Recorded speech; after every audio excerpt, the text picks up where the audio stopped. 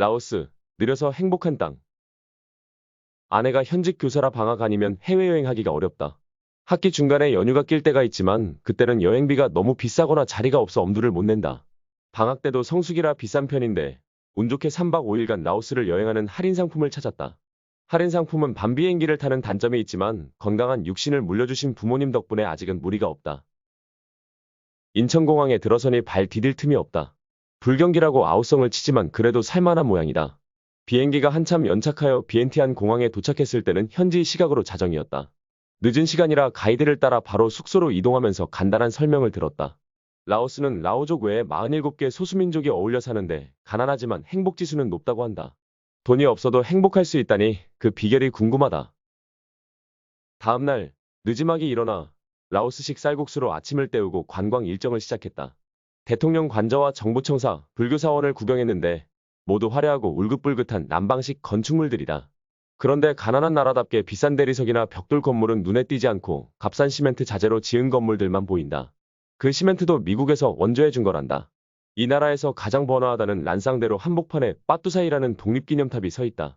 1958년 프랑스로부터 독립한 것을 기념하여 역시 시멘트로 지은 탑인데 하필 파리의 개선문과 판박이라서 아이러니하다. 란상은 100만 마리 코끼리란 뜻으로 라오스의 전성기를 이끌었던 왕국 이름이라고 한다. 국민 대다수가 불교도인 나라답게 비엔티안에는 큰 절이 많다. 그 중에 와토파케오는 국보급 에메랄드 불상을 모시고 있다가 18세기 샴과의 전쟁 당시에 약탈당했다고 한다. 불교와 힌두교 교리를 형상화한 듯한 괴기스러운 불상 조각공원도 둘러보았다.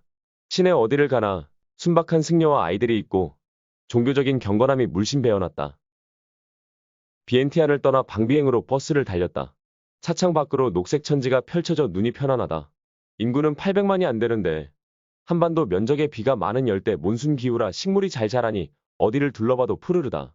시골 마을에 소 한 마리가 목동도 없이 도로를 걸어간다. 아침에 나와서 풀을 뜯다가 저녁이 되니 알아서 집으로 돌아가는 거란다. 소의 눈망울이 마냥 맑다. 사람들의 눈망울도 소의 그것을 닮아 선하디 선해 보인다. 농가 마당에는 송아지와 닭이 느릿느릿 뛰논다. 시간도 느리고 사람도 느리다. 실제로 이곳 사람들은 화를 내거나 짜증을 낼 줄 모른단다. 화라는 단어 자체를 모르는 사람들 같다고. 교육 수준이 낮고 가난하지만 주어진 운명에 순응하고 만족하는 경향이 있어서 행복지수는 높은 편이라니 신기하다. 다만 사람들이 착한 대신에 너무 느려서 뭘 시키면 대답은 잘하는데 그 후에 소식이 없다고 한다. 해가 서산에 니언니언 넘어갈 때쯤 방비행에 도착했다.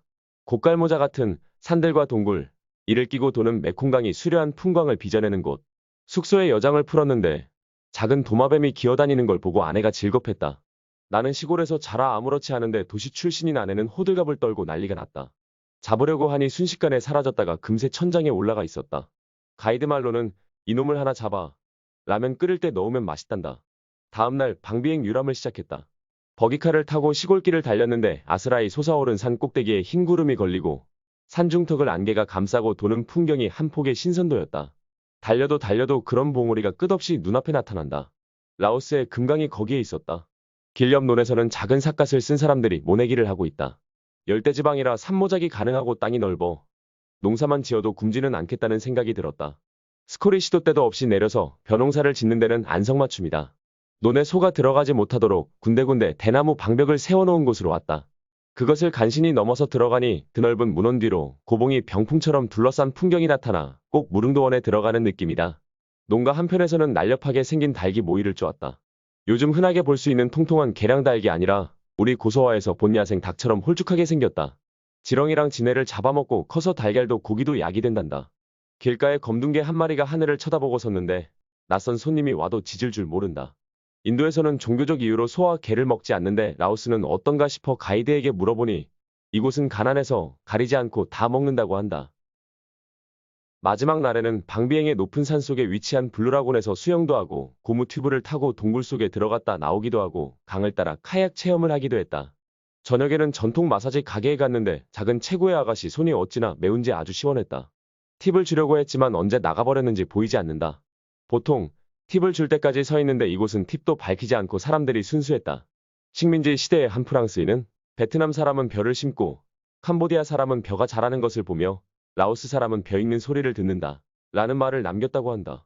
이곳은 다른 나라처럼 어수선하지 않고 조용히 관조하며 살기에 좋은 곳이라는 뜻이다.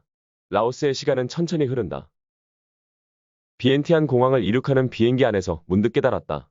지금까지 내가 얼마나 바쁘게 살아왔는가를. 돌아가면 인생을 차근차근 반추하면서 느림의 미학을 실천해보고 싶다. 그대로 가만히 시간을 멈춰 서서 심호흡하고 머리를 텅 비운 채 강노을을 질리게 바라보고 싶다.